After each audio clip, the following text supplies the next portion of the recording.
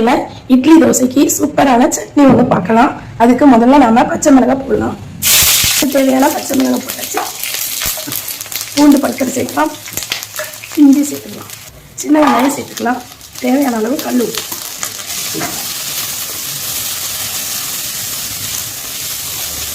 வெங்காயம் நல்லா வதங்கட்டும்.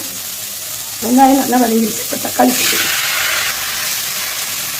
தக்காளி நல்லா ஃப்ரை ஆகட்டும். தக்காளி ஃப்ரை ஆனோன்னா பார்க்கலாம். இப்போ தக்காளி நல்லா வதங்கிருச்சு. இந்த ஸ்டேஜில் ஆஃப் பண்ணிடலாம். ஆஃப் பண்ணிவிட்டு அதில் 1 கப்பு வேர்க்கடலை, 1 கப்பு உடச்சிக்கடலை சேர்த்து இப்போ நல்லா ஆறினோடனே இதை அரைச்சிடலாம். இப்போ நம்ம அரைச்சிட்டு வந்துட்டோம். நம்ம அரைச்சிடலாம். கடுகு போட்டுக்கலாம், நம்ம கடலை பருப்பு சேர்த்துக்கலாம், கடலை சேர்த்துக்கலாம், 2 காஞ்ச மிளகாய் சேர்த்துக்கலாம், 1 கப்பு வெங்காயம் சேர்த்துக்கலாம். இது நல்லா ஃப்ரை ஆகட்டும்.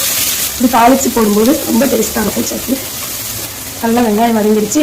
நம்ம இப்போ அரைச்சி வச்ச சட்னி ஊற்றிட்டோம். நம்ம இப்போ அதில் ஊற்றிட்டோம்.